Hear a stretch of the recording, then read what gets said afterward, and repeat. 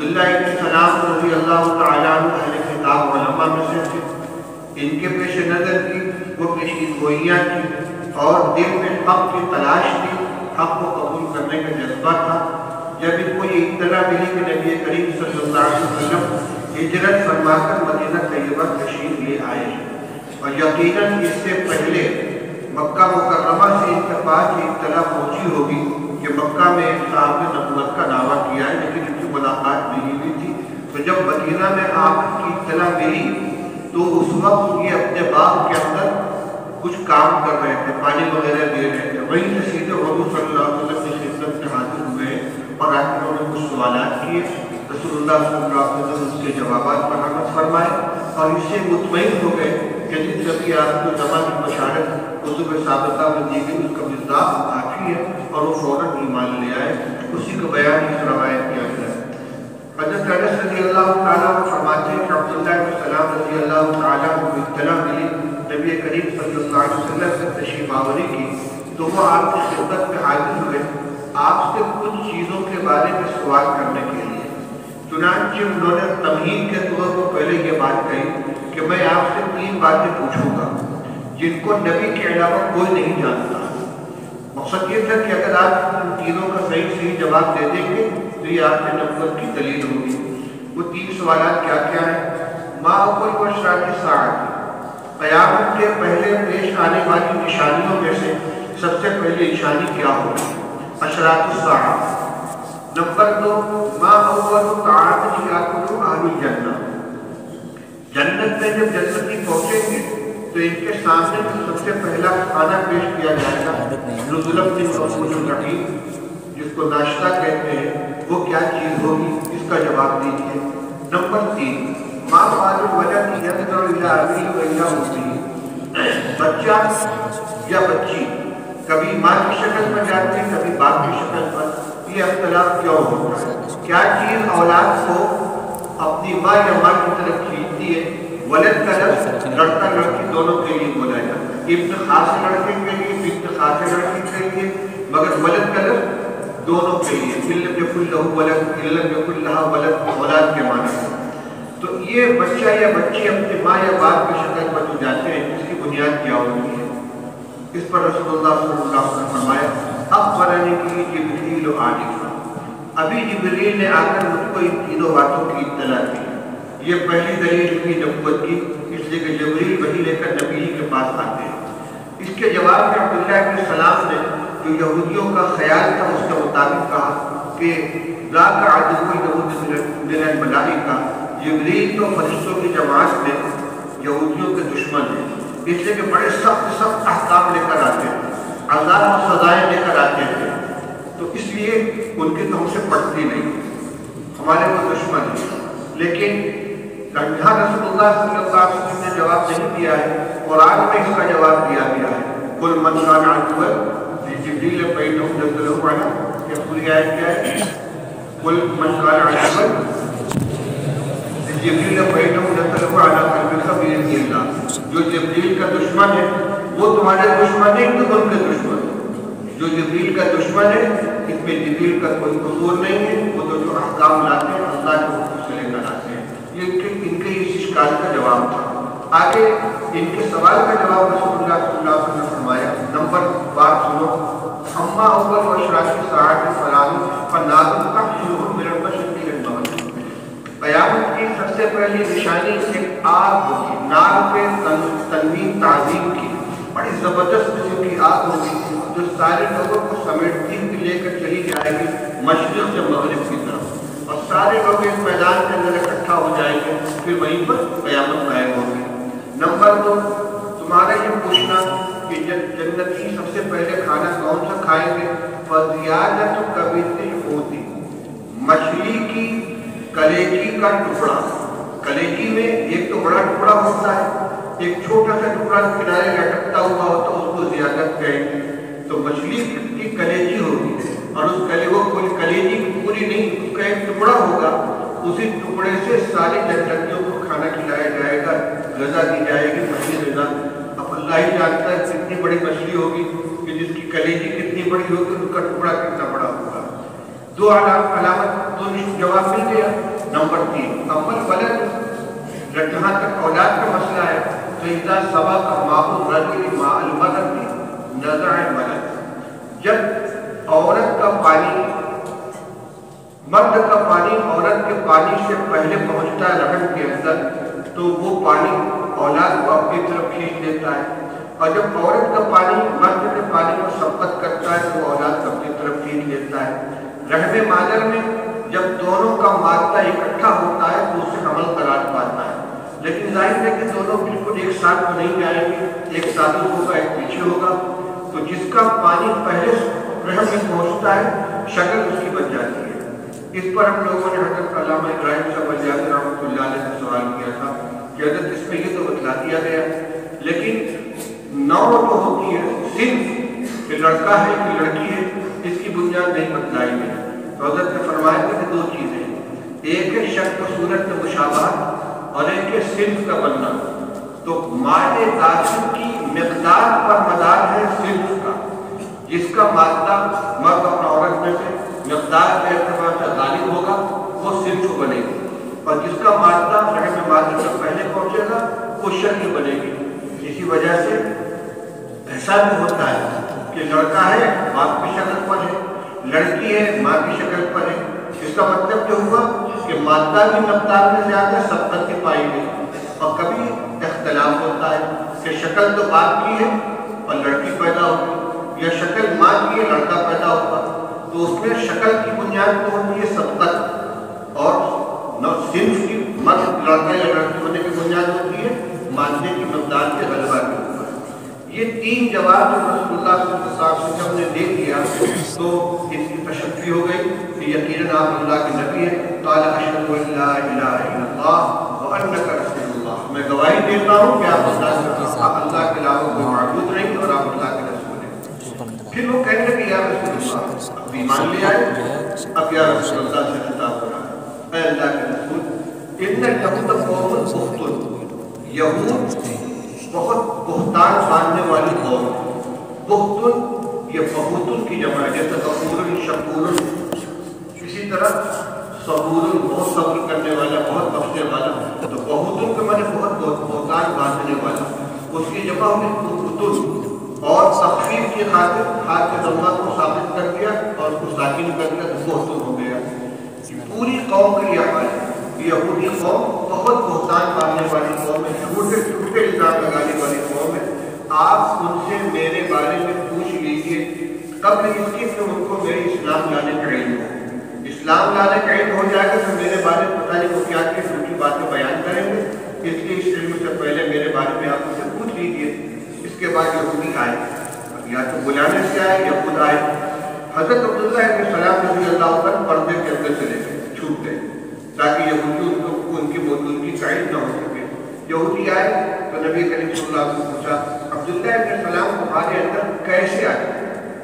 ایت رجل کا مطلب کیفیت کے بارے میں سوال کرنا ہے، اپنے شرف کے اعتبار سے، علم کے اعتبار سے، خاندان کے اعتبار سے کیا مقام ہے ان کا، کیونکہ ان کے علماء میں سے تھے تو جو حقیقی ہے ان کی حیثیت تھی اس کو انہوں نے ظاہر کیا، کہنے لگے خیرنا و خیرنا و افضلنا و افضلنا، وہ تو ہم میں کی سب سے بہترین کی اولاد ہے، یعنی خاندانی شرافت ان کے اندر موجود ہے۔ افضلنا و افضلنا، یہ بھی سب سے افضل ہے اور ان کے آبا و اجداد بھی سب سے افضل ہے۔ آج فرمایا ارائیت من اسلم عبداللہ بن سلام، بھلا بتاؤ اگر عبداللہ بن سلام مسلمان ہو جائے تو کیسا ہوگا، یعنی جب وہ سب سے افضل ہے سب سے بہتر ہے تو ان کا اسلام لانا میرے اسلام مسلمان حق برحق ہونے کی دلیل ہے کہ تم سب بھی اسلام لے آؤ گے کہ نہیں؟ کہنے لگے اعاذہ اللہ من ذالک، اللہ کی پناہ، وہ کیوں مسلمان ہوتے؟ یعنی اپنے بارے میں نہیں کہہ رہے کہ اس کا امکان ہی نہیں کہ مسلمان ہو گیا ہے۔ پھر آپ نے اپنی بات دہرائی، ارائیتم، یا تو پورا سوال جواب کو بھی دہرائی یا صرف یہی آخری بات دہرائی کہ بھلا بتاؤ اگر وہ مسلمان ہو جائے تو تم کیا کرو گے؟ قال مثل ذلک، پھر اسی طرح کی بات انہوں نے کہی۔ فخرج الیہم عبداللہ، اب پردے کے اندر سے عبداللہ بن سلام باہر تشریف لے آئے، فرمایا اشہد ان لا الہ الا اللہ وان محمد رسول اللہ۔ قالوا شدنا وهو شدنا وتنقصوا، کیا بات ہے؟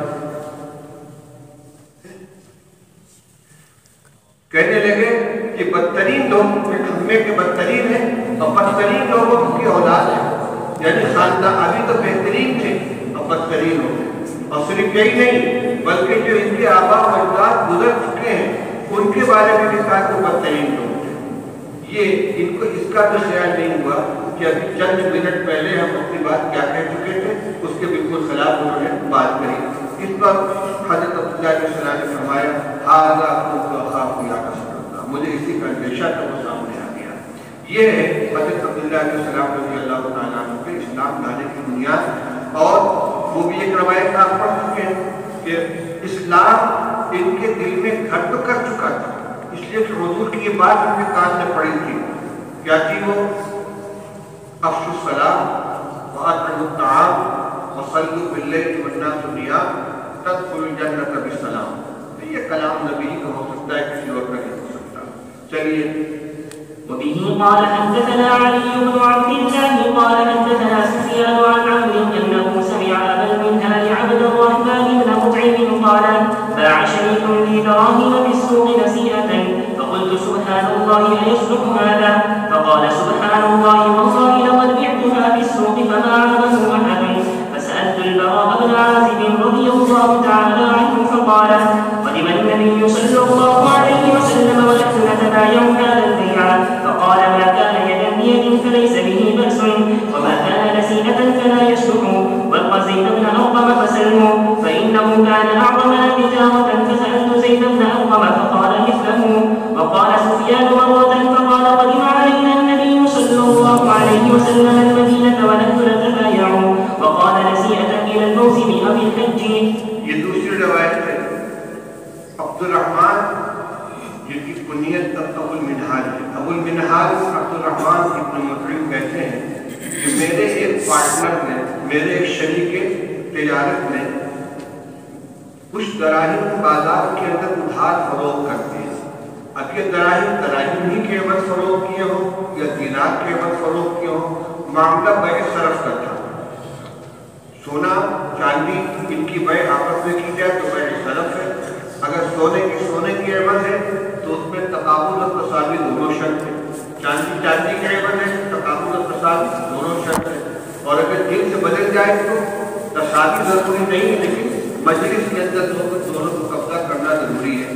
یہاں صورتحال اس کے خلاف ہو گئی، اس لیے کہ دے کر دراہم دے تو دیے نہ، لیکن اس کے بدلے میں جو دراہم کے دنانیر وصول کرنے تھے وہ بعد میں ملنے والے تھے، نصیحتاً ادھار۔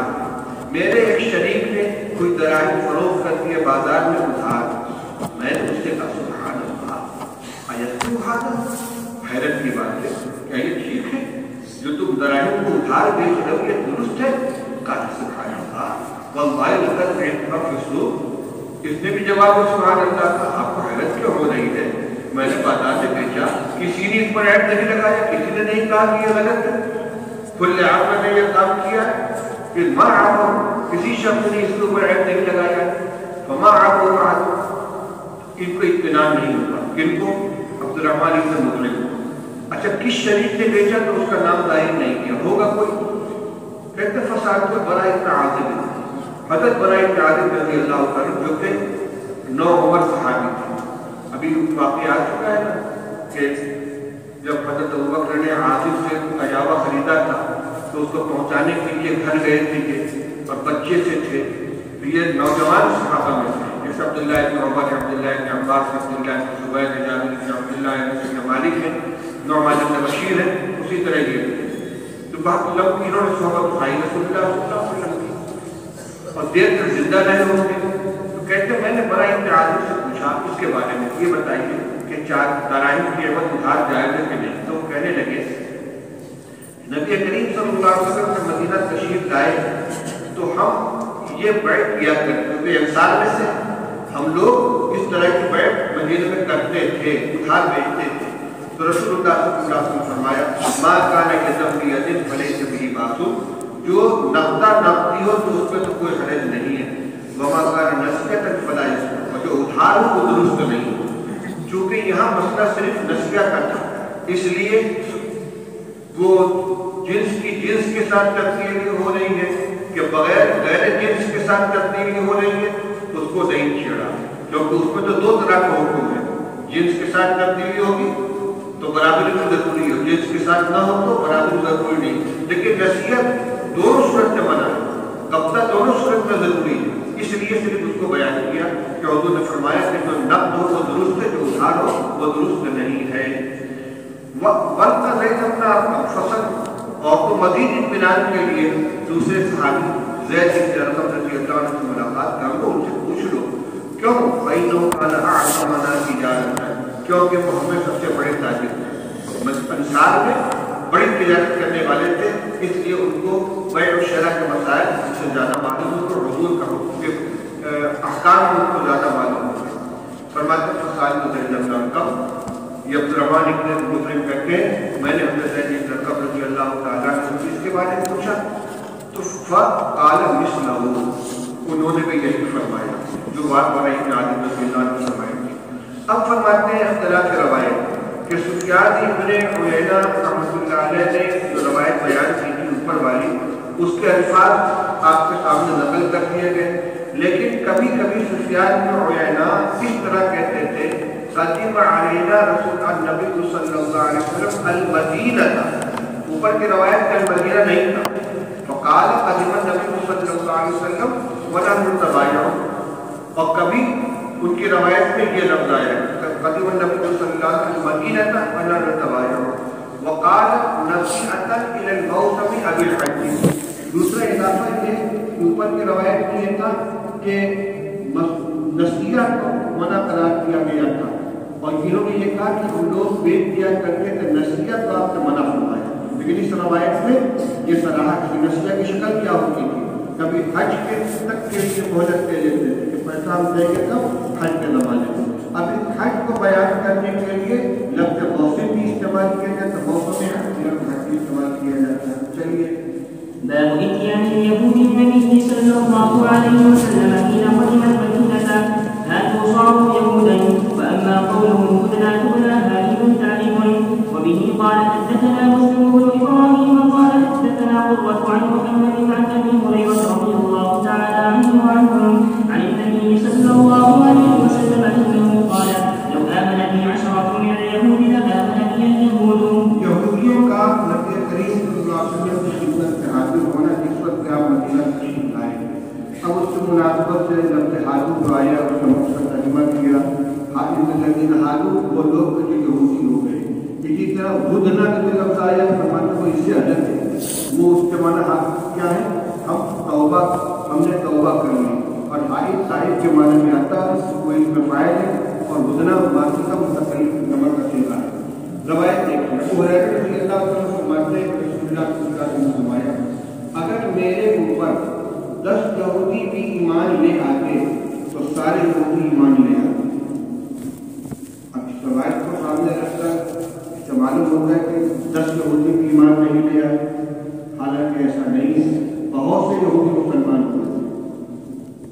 دارالمصنفین اعظم بچ کے کتاب شاید ان کی مولانا نظم اللہ نقوی کی پہلی کتاب صحابہ و تابعین، اس میں انہوں نے صحابہ و تابعین جو اہل کتاب میں ایمان لائے ان سب کو اس میں جمع کیا ہے، تو بڑی تعداد بنو قریظہ کے بارے میں ساری جماعت رضی اللہ تعالیٰ نے فیصلہ کیا کہ ان میں جو مرد ہیں ان کو قتل کر دیا جائے، عورتوں بچوں کو غلام بنا لیا جائے، تو جو غلام بنائے گئے بچے وہ بالغ ہونے کے بعد سب مسلمان ہوئے، چنانچہ 60 مرضی حدیث کے راستوں سے آتے ہیں جو کہتے ہیں کہ جب لوگوں کو قتل کیا جا رہا تھا تو میرے زیر ناک کو دیکھا گیا تو ابھرا بات نہیں ملا تھا تو ان کو زندہ چھوڑ دیا گیا، تو اس طریقے سے بہت سے اہل کتاب مسلمان ہوئے۔ پھر اس فرمان کا کیا مطلب ہے؟ اس سے پہلے جانے دو کہتے ہیں، ایک تھی کہ ارشاد رسول اللہ صلی اللہ علیہ وسلم کا ہجرت کے چونکہ ابتدا میں جس وقت عبداللہ بن سلام رضی اللہ تعالیٰ ایمان لے آئے تھے، اس وقت آپ نے فرمایا کہ اگر 10 آدمی کی اس وقت مسلمان ہو جائیں یہود مل کے تو سارے مسلمان ہو جائیں۔ دوسری بات یہ کہ عشرۃ اہل تبوک میں اہل غیر نہ تو خیر مراد نہیں، بلکہ عبداللہ بن سلام کے حیثیت رکھنے والے اہل کتاب علماء اگر مسلمان ہو جائیں تو لوگ تو اپنے قوم کے تابع ہوتے ہیں، اگر 10 میں سے بڑے اس وقت مسلمان ہو جائیں تو سارے لوگ ہو جائیں۔ اور ظاہر بات ہے سب سے پہلے مسلمان نہیں ہوتے، اپنی ذات میں سلام کو مسلمان کو معلوم ہے ہو سکتا ہے اس وقت ایک دو اور کوئی مسلمان کو چلیے. وبه قال حدثنا احمد ومحمد بن عبيد الله الخزاعي قال حدثنا حماد بن اسامه قال اخبرنا ابو عبيس عن قيس بن مسلم عن طارق بن شهاب عن ابي موسى رضي الله تعالى عنه وعنه انه قال دخل النبي صلى الله عليه وسلم المدينه واذا ناس من اليهود يعظمون عاشوراء فيصومونه فقال النبي صلى الله عليه وسلم نحن احق بصومه فامر بصومه. وبه قال حدثني زياد بن ايوب قال حدثنا هشيم قال اخبرنا ابو بشر عن سعيد بن جبير عن ابن عباس رضي الله تعالى عنهما وعنهما انه قال لما قدم النبي صلى الله عليه وسلم المدينه وجد اليهود يصومون عاشوراء فسئلوا عن ذلك فقالوا هذا هو اليوم الذي امر الله فيه موسى وبني اسرائيل على فرعون ونحن نصومه تعظيما له. فقال رسول الله صلى الله عليه وسلم نحن اولاد موسى منكم ثم امر بصومه. یہ دو روایتیں دونوں روایت کا مضمون ایک ہے. نبی کریم صلی اللہ علیہ وسلم جب مدینہ تشریف لائے تو دیکھا کہ کچھ یہودی لوگ عاشورہ کی تعظیم کرتے ہیں، یعنی محرم کی 10 تاریخ کی، اور اس دن روزہ رکھتے ہیں. آپ نے فرمایا کہ ہم اس دن میں روزہ رکھنے کے ہم سے زیادہ حقدار ہیں، چنانچہ آپ نے خود روزہ رکھا، مسلمانوں کو روزہ رکھنے کا حکم دیا. مگر کیوں روزہ رکھنے کا حکم دیا، کیا خصوصیت کی، اس کا بیان اگلی روایت میں کہ جب آپ نے یہود کو دیکھا کہ روزہ رکھے عاشورہ کے دن، تو آپ نے پوچھا کیا بات ہے، اس دن کی کیا خصوصیت ہے، کیوں اس دن روزہ رکھتے ہو؟ تو انہوں نے بتایا کہ کسی تاریخ میں اللہ تعالیٰ نے موسیٰ علیہ السلام کو، اسرائیل کو، فرعون کو برتری عطا فرمائی تھی، ان کو ڈبو دیا تھا، ہمیں پاس کر دیا تھا. تو موسیٰ علیہ السلام نے شکرانے کے طور پر روزہ رکھا تھا، ہم بھی اس کی شکرانے کے طور پر روزہ رکھتے ہیں. اس پر رسول اللہ صلی اللہ علیہ وسلم نے فرمایا نحن اولاد موسیٰ اولئک الذین هدی اللہ اولئک الذین هدی اللہ مقتدی. جو حضرت داؤد علیہ السلام کے بارے میں روایت آئی تھی، جن انبیاء کا تذکرہ کرنے کے بعد یہ فرمایا گیا ہے کہ یہ وہ ہے جن کو اللہ نے سیدھا راستہ دکھلایا تھا، اسی راستے پر آپ بھی چلی، یعنی اصول کے اعتبار سے. تو ان میں موسیٰ علیہ السلام بھی شامل ہے. آپ نے فرمایا کہ ہم اس کے زیادہ حقدار ہیں. کیوں؟ اس لیے کہ تمام انبیاء علیہ السلام کی شریعت بنیادی طور پر یہ ہے، تم نے تو تحریف کر ڈالی اور ہم اصل کے اوپر قائم ہیں. لہٰذا موسیٰ علیہ السلام سے ہمارا تعلق ہمارے مقابلے حقیقت کے اعتبار سے زیادہ ہے. چلیے ایک روایت پہلے بھی آ چکی ہے جس سے معلوم ہوتا ہے کہ مکہ میں قریش بھی عاشورہ کا روزہ رکھا کرتے تھے، لیکن اس کی وجہ بیان نہیں کی گئی. کہا جا سکتا ہے کہ ملت حنیفی کے جو احکام زمانے جاہلیت میں دست خرد جہالت سے بچے رہ گئے تھے، جس پر وہ لوگ عمل کرتے تھے، اس میں ایک عاشورہ کا بھی روزہ تھا. اور یہاں آنے کے بعد معلوم ہوا کہ یہ خود بھی روزہ رکھتے ہیں. رسول اللہ صلی اللہ علیہ وسلم نے رمضان کا روزہ فرض ہونے سے پہلے اس دن کے روزے کو ضروری قرار دیا تھا. اس کے بعد جب رمضان کا روزہ فرض ہو گیا تو اس کی فضیلت منسوخ کر دی گئی، اختیار دے دیا گیا. جی. وبه قال حدثنا عبدان قال حدثنا عبد الله عن يونس عن الزهري قال اخبرني عبيد الله بن عبد الله بن عتبة عن عبد الله بن عباس رضي الله تعالى عنهما وعنهم ان النبي صلى الله عليه وسلم كان يسدل شعره فكان المشركون يطرقون رؤوسهم وكان اهل الكتاب يسدلون رؤوسهم وكان النبي صلى الله عليه وسلم يحب موافقة اهل الكتاب فيما لم يؤمر فيه بشيء ثم فرق النبي صلى الله عليه وسلم رأسه. فرماتے ہیں کہ نبی کریم صلی اللہ علیہ وسلم ابتدا میں اپنے بال سیدھے سنوارا کرتے تھے، کاکیف سے لے کر پیچھے کی طرف سیدھا لے جاتے تھے، درمیان میں مانگ نہیں نکالتے تھے.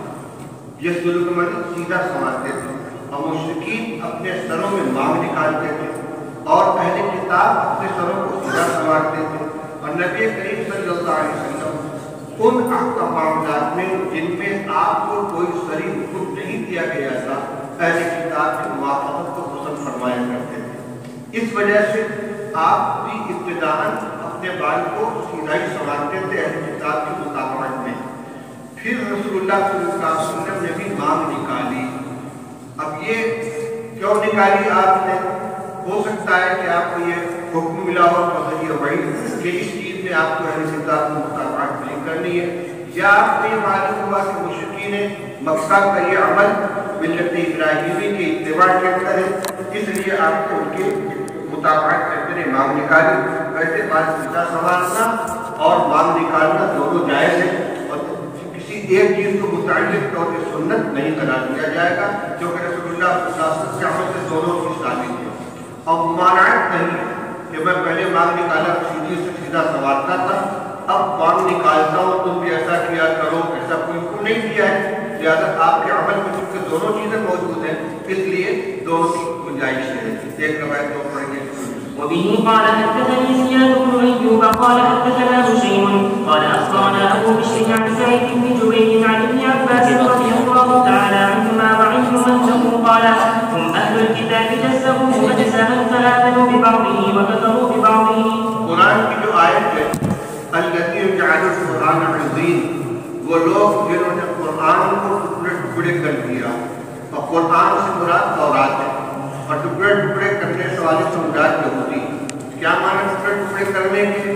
عبداللہ بن عباس رضی اللہ عنہ فرماتے کہ ہم اہل الکتاب الذین جعلوا القرآن عضین کا مصداق اہل کتاب ہے، جزؤوا اجزاء، انہوں نے اپنی کتاب کو اس پر نازل کی تھی، ٹکڑے ٹکڑے کر دیے، اس کے اجزاء کر دیے، فآمنوا ببعضہ وکفروا ببعضہ، کچھ پر جو ایمان لے آئے اس کو مانا اور کچھ سے انکار کر دیا۔ آگے میں پڑھتا ہوں۔ بسم اللہ الرحمن الرحیم، الحمدللہ رب العالمین والصلاة والسلام علی سید الانبیاء والمرسلین سیدنا و نبینا و مولانا محمد وعلی آلہ وصحبہ اجمعین، اما بعد فإن أصدق الحديث كتاب الله وأحسن الهدي هدي سيدنا مولانا محمد صلى الله عليه وسلم، وخير الأمور عواقبها وشر الأمور محدثاتها وكل محدثة بدعة وكل بدعة ضلالة۔ وبسند المتصل مني إلى الإمام الحافظ الحجة أمير المؤمنين في حديث أبي عبد الله محمد بن إسماعيل بن إبراهيم بن المغيرة بن بدر الجعفي البخاري الجمالي رحمه الله تعالى رحمه الله تعالى ونفعنا بعلومه أجمعين۔ به قال باب إسماعيل إسلام سلمان الفارسي رضي الله تعالى عنه، وبه قال حدثنا حسن بن عمر بن شقيق قال حدثنا معتمر قال حدثنا قال أبي حاتم وحدثنا أبو عثمان عن سلمان الفارسي رضي الله تعالى عنه أنه تدابره 19 من رب إلى رب، وبه قال حدثنا محمد بن يوسف البيكندي قال حدثنا سفيان عن عوف عن أبي عثمان قال سمعت سلمان يقول أنا من رام والمزا، وبه قال حدثنا حسن بن مدرك قال حدثنا يحيى بن حماد قال أخبرنا أبو عوانة عن عاصم بن الأحول عن أبي عثمان عن سلمان رضي الله تعالى عنه قال فتت ما بين عيسى ومحمد صلى الله عليه وسلم 600 سنة۔ سلمان فارسی رضی اللہ تعالیٰ عنہ کے اسلام لے آنا۔ سلمان فارسی رضی اللہ تعالیٰ مجوسی اصل تھے، جو ایران کے لوگوں کا اصل مذہب تھا آتش پرستی کا، یہ بھی انہی میں تھے، لیکن ان کے دل کے اندر حق کی تلاش تھی، آتش پرستی ان کو پسند نہیں تھی۔ یہ وہاں سے بھاگ کھڑے ہوئے، باپ سے اجازت لی، اجازت نہیں ملی تو بھاگ کھڑے ہوئے اور کسی راہب کے پاس پہنچے، کیونکہ عیسیٰ علیہ السلام کے بعد کا زمانہ تھا تو آسمانی مذہب کسی نہ کسی شکل میں بدلا ہوا عیسائی کا موجود تھا۔ راہب کے پاس پہنچے، اس کی خدمت میں رہے، جب اس کا انتقال ہو گیا تو دوسرے راہب کے پاس چلے گئے، اس کا انتقال ہو گیا تیسرے کے پاس چلے گئے، کئی راہبوں کے پاس گئے، آخری راہب جس کے پاس یہ تھے تو اس نے کہا کہاں بھٹکتے پھرو گے، تم یثرب چلے جاؤ، نبی آخر الزمان کے ظہور کا زمانہ قریب ہے، جو علامتیں بتلائی گئی وہ قریب آ چکی ہے، جب اس کا ظہور ہو تو ان کے ہاتھ پر ایمان لے آنا۔ چنانچہ یہ عرب جانے والے کسی قافلے کے ساتھ ہو گئے، جب عرب پہنچ جائیں گے، لیکن قافلے والوں نے ان کے ساتھ بدکاری کی اور ان کو غلام بنا کر فروخت کر دیا، تو بنو قریظہ کے کسی شخص نے ان کو خرید لیا اور اس کے بعد یہاں لا کر ان کی فروختگی ہوتی رہی، ایک ہاتھ سے دوسرے ہاتھ، دوسرے ہاتھ سے تیسرے ہاتھ، یہاں تک کہ نبی کریم صلی اللہ علیہ وسلم ہجرت فرما کر مدینہ طیبہ تشریف یہ خدمت میں حاضر ہوئے، لیکن یہ غلام تھے، تو رسول اللہ صلی اللہ علیہ وسلم نے ان سے فرمایا کہ تم مکاتبت کر لو، اپنے کتابت کر لو اپنے آقاؤں. تو ان سبوں نے بڑے سخت شرط رکھی، اتنے کھجور کے درخت چاہیے اور اتنا سونا چاہیے. اللہ کے رسول صلی اللہ علیہ وسلم کے معجزے کے ذریعے درخت لگائے گئے اور جلد ہی وہ پھلدار ہو گئے، اور پھر تھوڑا سا سونا بدن کے اعتبار سے ان کی مقدار کے بعد برابر پہنچ گیا، اور یہ بچے کتابت ادا کر کے آزاد ہو گئے. ان کو مولد نبی صلی اللہ علیہ وسلم کہا جاتا ہے. جب غلام آزاد ہوئے وہ کسی نہ کسی آقا کی طرح منسوب ہیں.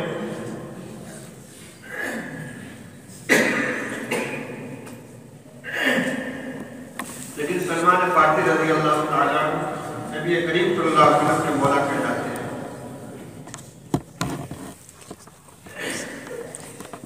بڑے ارباب علم کے اندر رہے، لمبی عمر بھی پائی انہوں نے. جن کی عمر کے بارے میں بہت قصے ہیں، کسی نے کہا 250 سال زندہ رہے، کسی نے کہا 350 سال زندہ رہے. لیکن مستند روایت سے معلوم ہوتا ہے کہ جو عام لوگوں کی عمر رہی ہے 70-80 سال، وہی عمر انہوں نے پائی ہے. روایتیں دیکھ لیجیے. پہلی روایت ہے سلمان فارسی رضی اللہ تعالیٰ فرماتے ہیں انہو تجاب له 19 من نبض الى 10 سے زیادہ آقاؤں کے ہاتھ میں رہے ہیں یہ ایک ہاتھ سے دوسرے ہاتھ میں. یہ اسی وقت ہوا ہے جب عرب کے قافلے والوں نے ان کو غلام بنا کر فروخت کر دیا. ابو ہریرہ کی کسی یہودی نے خریدا تو پھر یہاں آنے کے بعد ایک ہاتھ سے دوسرے ہاتھ میں فروخت ہوتے رہے. دوسری روایت بھی ہے کہ سلمان فارسی رضی اللہ عنہ فرماتے ہیں کہ میں رام ہرمز شہر کا رہنے والا تھا. یہ ایران کا شہر ہے جہاں اس کی اصل آبادی تھی، اصل رہائش تھی. آخری روایت بھی سلمان رضی اللہ تعالیٰ عنہ فرماتے ہیں کہ نبی کریم صلی اللہ علیہ وسلم اور حضرت عیسیٰ علیہ السلام کے درمیان کا جو زمانہ ہے جس کو زمانے فترت کہتے ہیں، یہ 600 سال ہے. یہ 600 سال تک کو مکمل کر کے ویسے محققین کہتے ہیں کہ اپریل کے مہینے سن 571 عیسوی میں نبی کریم صلی اللہ علیہ وسلم کی ولادت ہوئی. تو 571 عیسوی کا مطلب یہ ہوا کہ ولادت عیسوی کے 571 سال بعد اب جو نبوت ملی ہے حضرت عیسیٰ علیہ السلام جتنی عمر کے بعد، اور پھر وفات نہیں جتنی عمر کے وفات نہیں عیسیٰ ہوا جتنی عمر کے 10 سال کی عمر میں آسمان کو اٹھا لیے گئے تو اتنی مدت کم ہو جائے گی. ورنہ حضرت عیسیٰ علیہ السلام کی پیدائش اور رسول اللہ صلی اللہ علیہ وسلم کی پیدائش کے درمیان 5 سے 71 سال کا وقفہ ہے.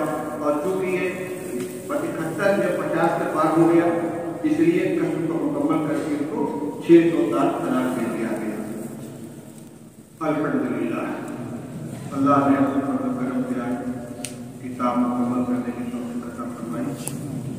اس موقع پر چند باتیں آپ حضرات سے گزارش کرنی ہے جس کو آپ میری وصیت سمجھ لیجیے، نصیحت سمجھ لیجیے، درخواست اور گزارش سمجھ لیجیے. اللہ تعالیٰ نے انعام فرمایا آپ کو دارالعلوم دیوبند کی درسگاہ میں پہنچا کر دور حدیث کی تعلیم حاصل کرنے کا موقع دے کر اور صحائے ستہ کی اور اس کے ساتھ دیگر حدیث کی تعلیم کا درس حاصل کرنے کی توفیق عطا فرما کر لاک ڈاؤن کے بعد جو غیر یقینی صورتحال کی اللہ تعالیٰ نے مدد فرمایا. اگر کچھ تاخیر سے اسباب شروع ہوئے لیکن الحمدللہ تمام کتابوں کے اسباب مسائل کے اعتبار سے معمول کے مطابق ہوئے اور معمول کے مطابق رفتار سے اسباب مکمل ہو گئے. اب اس امانت کو اٹھانے اور اس کا حق ادا کرنے کی ضرورت ہے. اس موقع پر ہمیں نبی کریم صلی اللہ علیہ وسلم کا وہ ارشاد یاد کر لینا چاہیے تو آپ کے حجۃ الوداع کے موقع پر صحابہ کرام رضی اللہ تعالیٰ عنہ خطاب کر کے فرمایا تھا اللہ بلغت، بتاؤ کیا میں نے تم تک اپنی بات پہنچا دی؟ صحابہ نے اقرار کیا یا رسول اللہ نشهد انک بلغت الرسالہ وادیت الامانہ ونصحت الامہ. آپ نے امانت پہنچا دی، رسالت کا حق ادا فرما دیا، امت کی خیرخواہی کا ادا فرما دیا، گواہی کی ہے.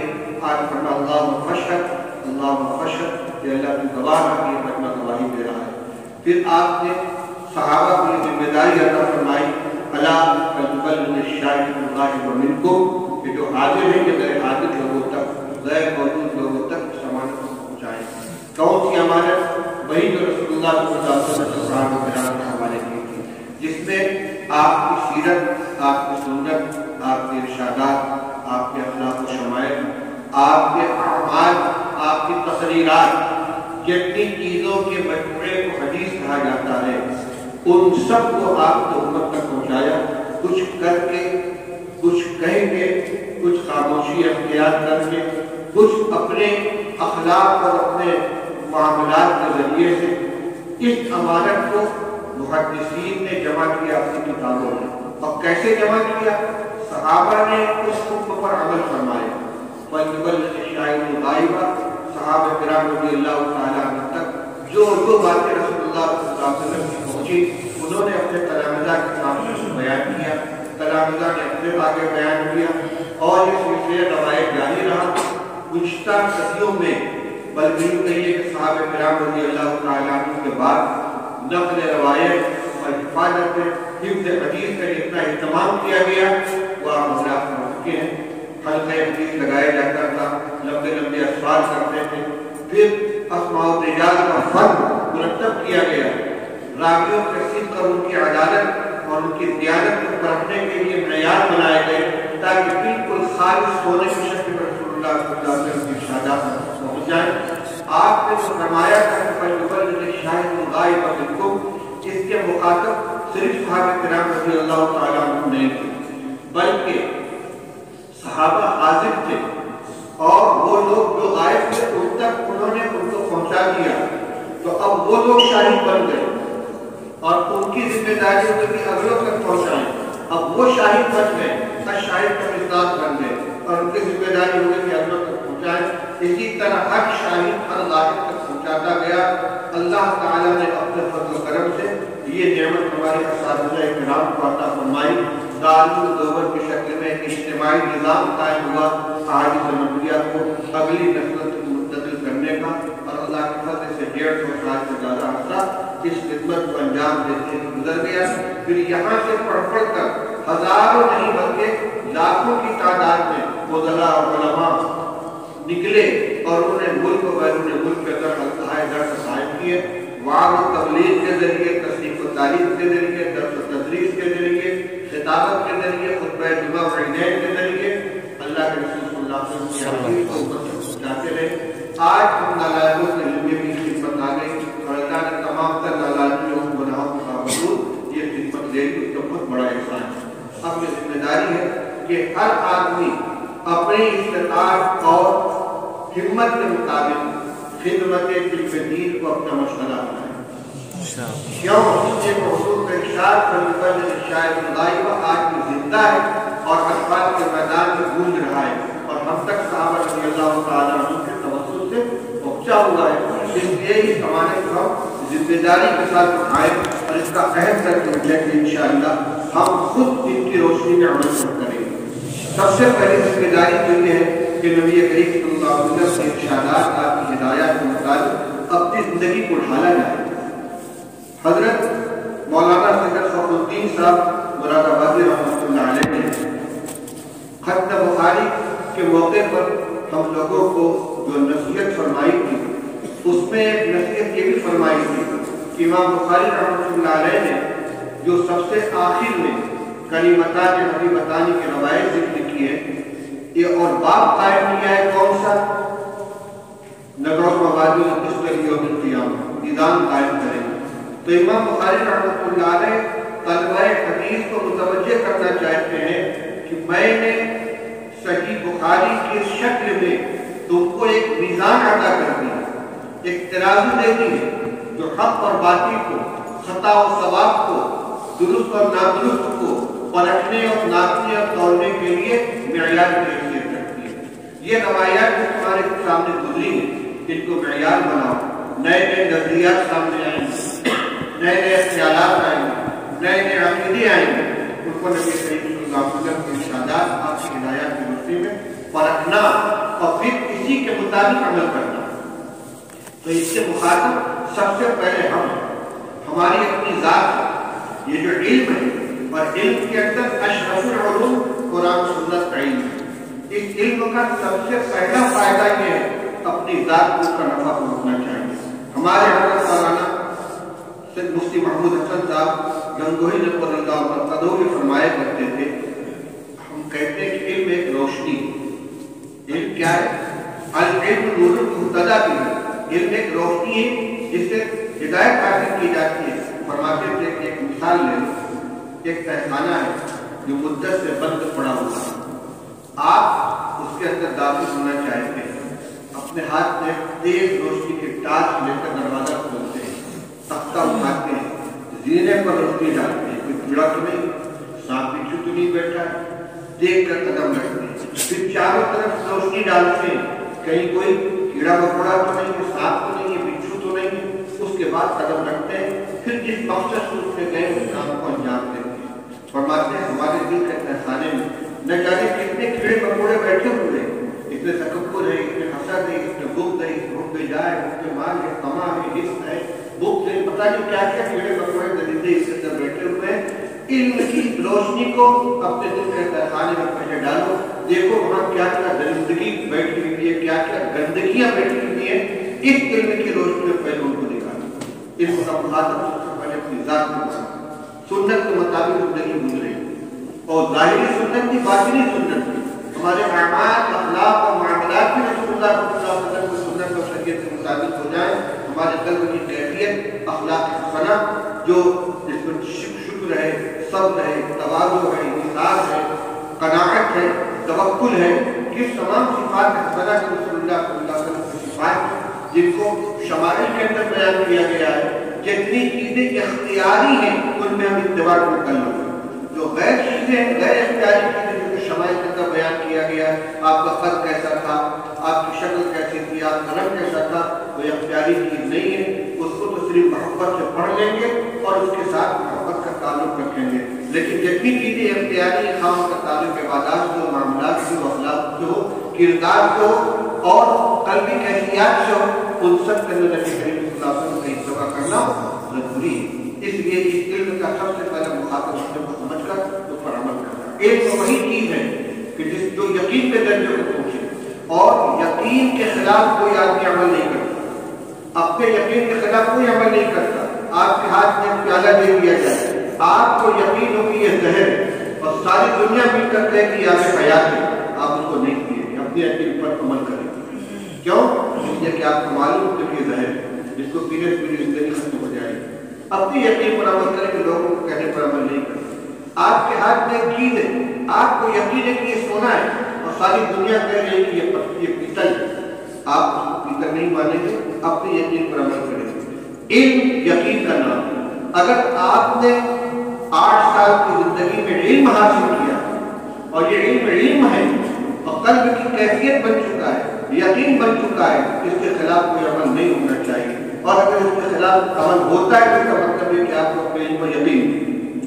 جس چیز کو حرام قرار دیا گیا ہے اور اس کا جو انجام بتایا گیا ہے اس انجام میں یقین نہیں ہے. جس عمل کے اوپر ثواب بیان کیا گیا ہے اس کو کرنے کے لیے طبیعت آمادہ نہیں ہوگی، اس کا مطلب ہے کچھ وعدے پر یقین نہیں ہے. وعدے پر یقین نہ ہونے سے عمل خیر کی طرف رغبت پیدا نہیں ہوگی، اور وعید پر یقین نہ ہونے سے عمل شر سے نفرت پیدا نہیں ہوگی. تو علم ہمارا علم بنے، اس کے لیے اپنے علم حاصل کیا اس پر یقین ہونا اور اس کو اپنے عمل میں ظاہر کرنا ضروری ہے. تو ایک بات تو یہ ہے کہ اس علم کا مخاطب اپنے کو بنائے، اس پر عمل کرے. دوسری بات یہ کہ علم امانت ہے، اس کو دوسروں تک پہنچانے ہماری ذمہ داری ہے. راستے الگ الگ ہیں. سب سے بہتر مسئلہ تو درس و تدریس ہے، اس لیے کہ اس کا دائرہ بہت وسیع ہوتا ہے اور پھر اس میں مخاطب خود عالم بنتا ہے. درس و تدریس کے اندر آپ علم حاصل کر کے جو اٹھے گا، آپ کی محنت سے جو تیار ہوگا، وہ صرف متعلم نہیں ہوگا بلکہ عالم ہوگا. پھر وہ آپ کی جگہ بیٹھ کر شریعت کے احکام کو دوسروں تک پہنچائے گا. اگر اس کا موقع نہیں ملتا تو پھر مختلف راستے ہیں. بعض تبلیغ ہے، جمعہ کا خطبہ ہے، عیدین کا خطبہ ہے، تقریر ہے، تصنیف و تعلیم ہے، درس قرآن کا حلقہ ہے، درس حدیث کا حلقہ ہے. کچھ نہیں تو گھر کے اندر بیٹھ کر بچوں کو مکتب پڑھانا ہے، لیکن علم کو متعدد کیجیے. علم کو متعدی کیجیے، لازم مت بنا لیجیے، اپنی ذات کے ساتھ محدود مت رکھیے. اور پھر آپ جس گھر کے فرد ہیں، جس محلے کے فرد ہیں، جس شہر کے فرد ہیں، الاقرب پر اقرب کے اعتبار سے پہلا حق ان کا ہوتا ہے. سب سے پہلا حق تو اپنی ذات کا ہے. ان لنفسک علیک حقا وإن لأهلک علیک حقا. اپنی ذات کا بھی ایک حق ہے. تو سب سے پہلے اس علم کا فائدہ ہماری ذات کو پہنچنا چاہیے، پھر ہمارے گھر والوں کو پہنچنا چاہیے، پھر اقربا کو پہنچنا چاہیے. وانذر عشیرتک الاقربین. حضور صلی اللہ علیہ وسلم پر وحی نازل ہوئی ہے تو سب سے پہلے آپ کو اقربا کو ڈرانے کا حکم دیا گیا تھا. اس کے بعد پھر اور دوسرے لوگوں تک تبلیغ پہنچی ہے. ہماری علم کا نفع ہمارے گھر والوں کو پہنچے. اور دو باتیں اور عرض کریں. ہم نے اپنے حضرت مفتی محمود صاحب رضی اللہ عنہ کے رخصت ہوتے وقت کچھ نصیحت کرنے کی درخواست کی تھی کہ مختصر سے نصیحت فرما کیجیے. تو فرمایا تھا کہ حب مال اور حب جاہ سے بچنے کی کوشش کرنا. ہم نہیں بچ سکے لیکن آپ کو گزارش کرتے ہیں کہ اس نصیحت پر عمل کریں. یہ دو ایسے خطرناک قسم کے درندے ہیں کہ جو دین کو تباہ کر دیتے ہیں. اور یہ میں نہیں کہہ رہا ہوں، یہ حدیث پاک کا مضمون ہے. رسول اللہ صلی اللہ علیہ وسلم نے فرمایا ما ذئبان جائعان ارسلا فی غنم بافسد لها من حب الرجل لماله وشرفه لدینه، او کما قال رسول اللہ صلی اللہ علیہ وسلم. آپ نے فرمایا کہ دو بھوکے بھیڑیے کسی بکری کے ریوڑ میں آزاد چھوڑ دیے جائیں تو وہ اس ریوڑ میں اتنا نقصان نہیں پہنچائیں گے جتنا نقصان آدمی کو عہدے اور مال کی محبت سے اس کے دین کو پہنچتا ہے. یعنی حب مال اور حب جاہ کو دو درندہ مان لیے اور دین کو، پورے دین کو تشبیہ کے طور پر بکریوں کا ریوڑ مان لیجیے. جیسے دو بھوکے بھیڑیے ایسے ریوڑ میں جس کا کوئی نگراں نہ ہو، کوئی بچانے والا نہ ہو، کتنی تباہی مچائیں گے اس کا ایک طرف تصور کیجیے. دوسرے طرف فرماتے ہیں اس سے زیادہ نقصان پہنچے گا حب مال حب جاہ کی چیز میں دین کو نقصان پہنچانے گا. جو علم حاصل کیا یہ بھی، اور جو عمل کے اعتبار سے دین کا مکلف کو جو نقصان پہنچے گا، اس سے بچنے کی کوشش کریں. کبھی خود سے کسی عہدے کے طلبگار نہ بنیں اور بغیر مانگے ہوئے جو ذمہ داری دے دی ہے اس کو قبول کر لیں. یہی مضمون حدیث سے بات کر رہی ہے. رضی اللہ تعالیٰ سے آپ نے ارشاد فرمایا تھا اور دیگر حضرت ابو موسیٰ رضی اللہ عنہ کی روایت پڑھ چکے ہو. ان کے ساتھ ان کے بھائی آئے تھے، انہوں نے کہا رسول اللہ ہمیں کہیں کا عامل بنا دیجیے. تو آپ نے کیا فرمایا تھا؟ اتنا لا نولی امرنا هذا من سأل. جو طلبگار ہوتا ہے اس کو نہیں دیں. اسی طرح حدیث میں فرمایا گیا کہ اگر کسی کو عہدہ ملے مانگ کر تو اس کے نفس کے حوالے کر دیا جاتا ہے، بغیر مانگے ملے تو اللہ کی طرف سے مدد ملتی ہے. اگر آپ کہیں مدرس بنتے ہیں تو کسی تنخواہ کے سلسلے میں کبھی لڑائی مت کیجیے متولی صاحب سے. مسجد کے امام ہے تو وہ تولی صاحب سے تنخواہ کے سلسلے میں مطالبہ مت کیجیے. جو مل جائے اس کو اللہ کا دیا سمجھ. کسی کتاب کے بارے میں اصرار مت کیجیے مجھ کو فلاں کتاب پڑھانے کے لیے. کسی عہدے کے بارے میں، ترقی کے بارے میں کبھی سوال مت کیجیے. انشاءاللہ بڑی عزت اور ذوق کی زندگی گزرے گی. اللہ تعالیٰ نے توفیق نصیب فرمائے. آخر میں یہ گزارش کرنا چاہتا ہوں کہ بھئی یہ جگہ میں بیٹھا ہوں، اس کی بہت بڑی ذمہ داری ہے. دیانت، امانت اور اخلاص کے ساتھ اللہ کی خدمت کرنا استاد کا فریضہ ہے. مجھ سے کس نے اس فرض کی ادائیگی میں کتنی کامیابی ملی ہے، کتنی ناکامی ہوئی ہے، یہ تو اللہ ہی بہتر جانتا ہے. لیکن مجھے بہرحال اس کا احساس ہے کہ میں حق ادا نہیں کر سکتا. اس لیے آپ تمام بھائیوں سے میں صرف دل سے معذرت کر چاہتا ہوں کہ میری طرف سے جو بتائی ہوئی ہو اس حق کی ادائیگی میں اس کو یہیں پر معاف کر دیں. آخرت سے اندر کوئی مطالبہ ہمارے دل میں باقی نہ رہ جائے. اللہ تعالیٰ مجھے بھی معاف فرمائے. اب سند بیان کر دیتا ہوں، اس کے بعد میں نے بخاری شریف حضرت مولانا سید فخر الدین احمد مراد آبادی رحمۃ اللہ علیہ سے پڑھی ہے، اول سے آخر تک مکمل. اور شیخ الاسلام اور مولانا فخر الدین صاحب رحمۃ اللہ علیہ نے ایک مرتبہ مکمل بخاری شریف حضرت شیخ الاسلام رحمۃ اللہ علیہ سے پڑھی ہے. اس کے بعد دوبارہ علامہ مشرق کشمیری ایسا نہیں کہ وہ شیخ الہند کے شاگرد نہیں ہیں. حضرت شیخ الہند رحمۃ اللہ علیہ کے آخری دور کے تلامذہ میں سے، اور اس کے بعد حضرت شاہ صاحب جب مسند درس میں متمکن ہوئے تو ان سے انہوں نے پڑھائے. اور حضرت مولانا فخر الدین صاحب رحمۃ اللہ علیہ درس کے اندر حضرت مولانا حضرت شیخ الہند رحمۃ اللہ علیہ کے اقوال اور ان کی آراء کا حوالہ دیا کرتے اس طریقے سے کہ میں نے شیخ الہند رحمۃ اللہ علیہ سے سنا ہے.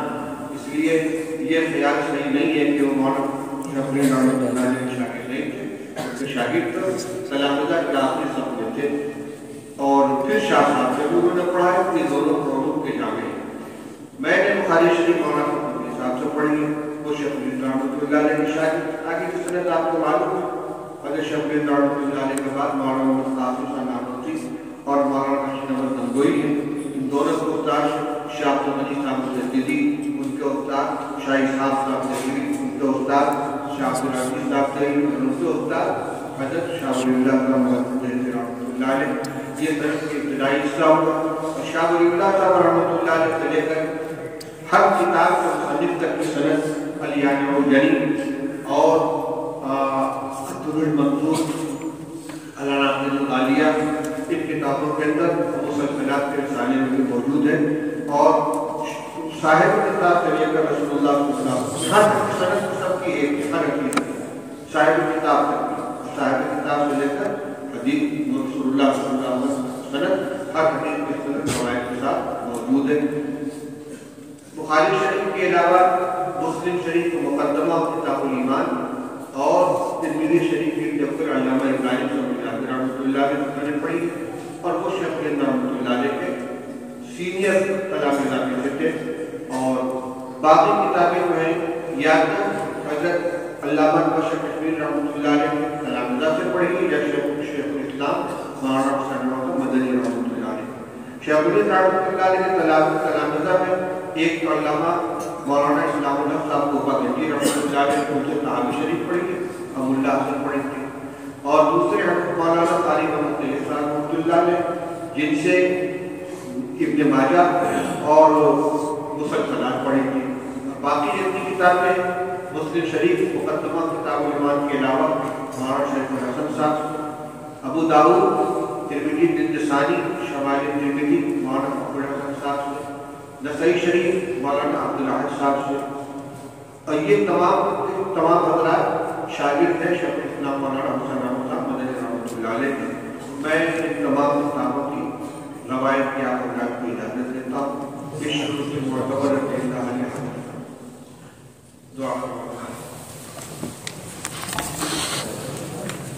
دعا کے لیے پرچی آئیں گے، اس کو بھی اپنی دعا میں آپ کا شامل جی.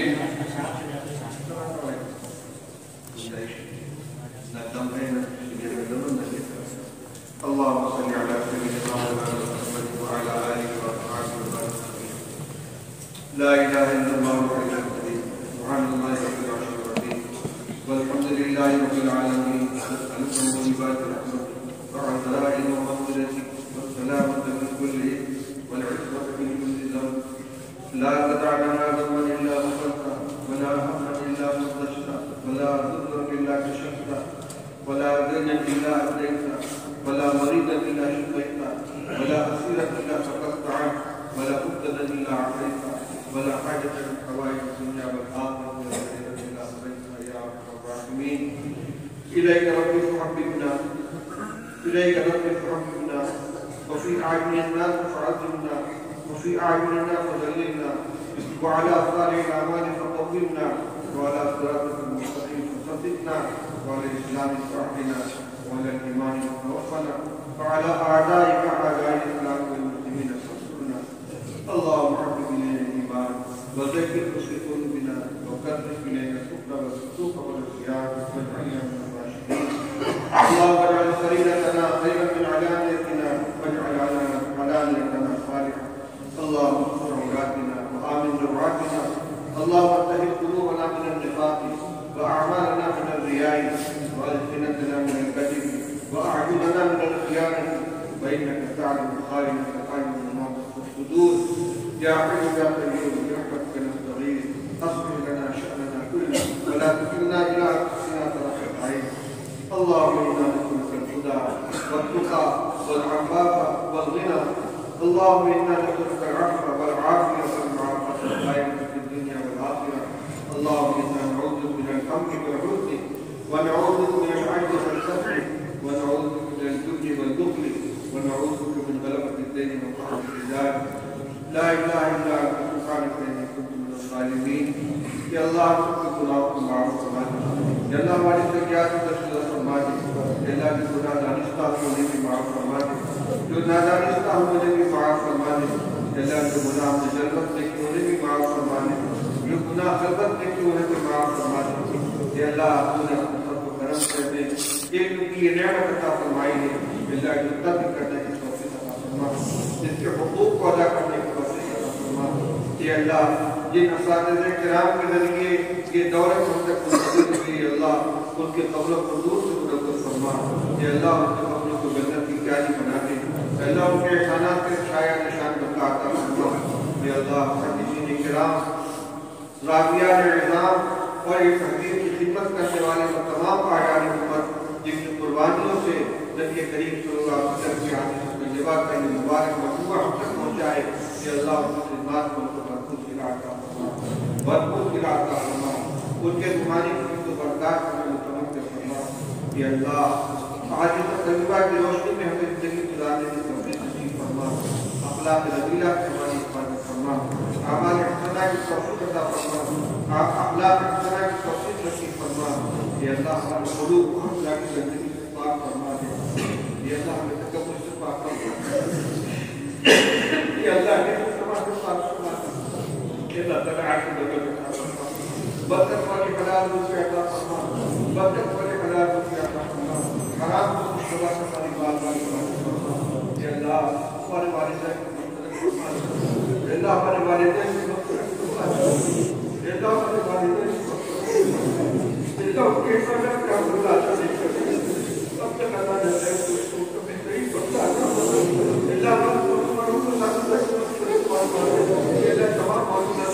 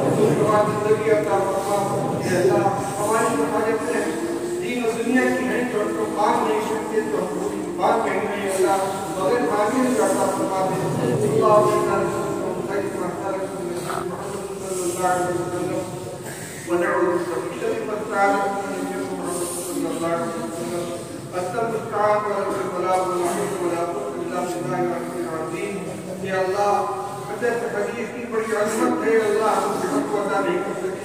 یہ اللہ نبی کریم صلی اللہ علیہ وسلم نے ارشاد فرمایا کہ مقدم علی کے مطابق اللہ کے موبائل محبت یہ فرما کہ اللہ کے نعمت بتائی کہ کوتاہی ہو کے اللہ کو بہت فرما اور اللہ وسلم کی زبان سے نہیں نکلی اور اپنے آپ کی طرف محسوس کر دیا کہ اللہ کے موبائل سے اللہ کی پکڑ کروانے کی حفاظت فرمانے اللہ کی ذکر کروانے کی حفاظت فرمانے اللہ حدیث کے بیان کرنے میں مخصوص بیان کرنے میں شرح کرنے میں اگر کوئی غلطی بھی ہو یا دیگر غلطیاں ہوتی ہے اللہ اس کو معاف فرما دے. جو غلط بات زبان سے نکل گئی ہو اللہ سننے والوں کو ایمان کو کام فرما دے. جو صحیح بات کی ہوئی ہے اللہ اس کو محفوظ فرما دے. اللہ کی تمام طلبہ کو قبول فرما دے. ایک تدبیر کے لیے قبول فرما دے. اللہ کی دنیا کا تو کبھی بچہ اللہ کی دنیا کا تو کبھی بچہ تو جب پر اللہ سبھی کا فرما دے. یہ دن کے سامنے جب سے سوال دران کرتے ہیں تو محفوظ فرما دے. اپنے والدین کی آپ کا سارا بنا دے، اپنے گھر والوں کی خدمت کرنے والا بنا دے، اپنے محلے والوں کے لیے کبھی ہدایت بنا دے، اپنی بستی والوں کے لیے ہدایت کر کے بنا دے. اللہ ہر ایک غریب کی خدمت دے دے، دین کی خدمت دے دے، دنیا کے تمام مسائل کو آپ کے ساتھ حل فرما دے. اللہ آپ کمزور ہے، ہم امتحان کے لائق نہیں. اللہ سب کے اندر اپنا آواز کو عام فرما، وہ دہشت کو ختم فرما، حکام کے ظلم سے حفاظت فرما، یا اللہ حکام کے ظلم سے حفاظت فرما، یا اللہ ظالم حکومت کو ختم فرما، انصاف کرنے والے حکومت قائم فرما، یا اللہ ظلم اور جبر کا سلسلہ ختم فرما. یقیناً یہ تباہیاں ہماری پروازوں پر حملہ ہے، یا اللہ ہمارے پروازوں کو معاف فرما، رب الرحم کا حکم فرما فرما. اللہ جو مانگا وہ بھی عطا فرما، جو نہیں مانگ سکے اپنا فضل کا حکم بھی عطا فرما. ربنا آتنا فی الدنیا حسنۃ وفی الآخرۃ حسنۃ وقنا عذاب النار. اللہ بہت بیماروں نے شفا کی دعا کرنے کے لیے درخواست کی ہے. یا اللہ ہمارے خانہ میں متعلقین میں رشتے داروں میں اہل تعلق میں مسلمانوں میں کہیں بھی جو بھی بیمار ہو لا علاج بیماریوں میں مبتلا ہو یا اللہ ان سب کو شفا عطا فرما. ربنا تقبل منا انك انت السميع العليم وتب علينا انك انت التواب الرحيم. وصلى الله تبارك وتعالى على سيدنا ونبينا ومولانا